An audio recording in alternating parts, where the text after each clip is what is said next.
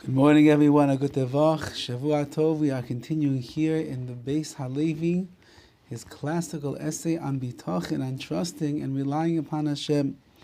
And we mentioned at the end of last week the frightening reality that a person who gives in to fear, a person who lacks true Bitachon in Hashem, so the fear itself, the worry, the anxiety that a person wells up on the inside of them, could create situations that will be much worse than they really are. They will make their own pitfalls and their downfall. The situation that was looked so bad from afar, it becomes a reality because the person gives into the thoughts that they have inside of them to bring that upon themselves. Now I just want to explain to you a little bit deeper what this means. There's a sefer called the Avrei Nachal, Dovid Shlomo Eibeshitz, and he writes over there the following.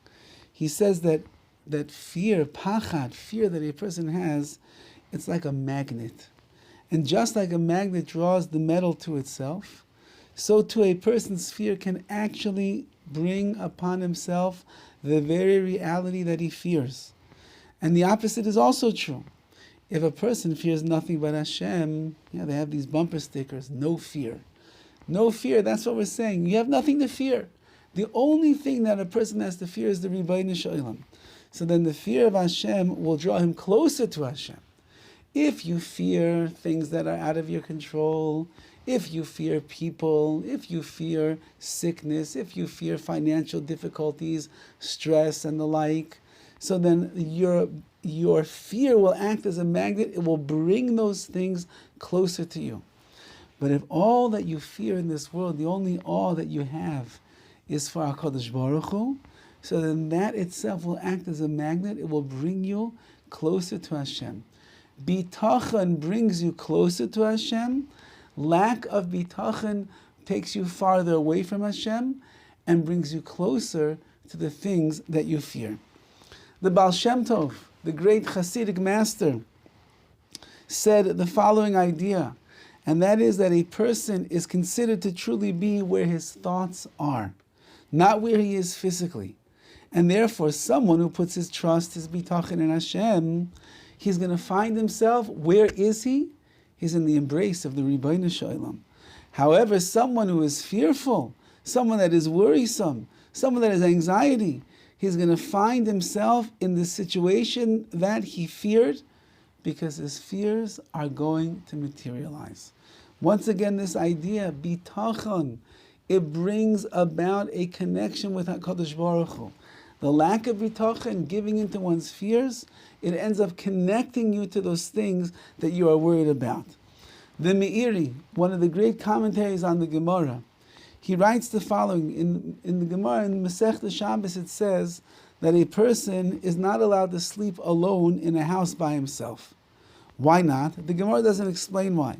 But many of the Mefarshim explain over there, the reason is that there are evil forces that are in the house, and therefore it poses a threat to the person who's sleeping there by himself. He shouldn't stay there. However, the Meiri explains the Gemara in a little bit of a different vein.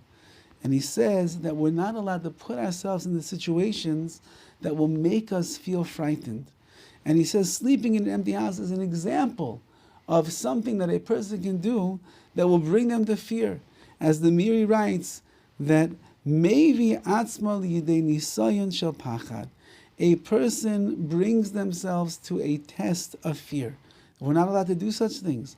Ha'kol lefi tiva, everything is according to the nature of the person. For example, if a person is afraid of dogs, he should avoid being around a situation where he's going to confront some kind of a vicious dog or a dog that's going to bark at him. It's going to fill him with fear. If a person is afraid of heights, so then he shouldn't go on a ladder 20 feet high in the air to climb onto a roof. He'll bring himself to fear.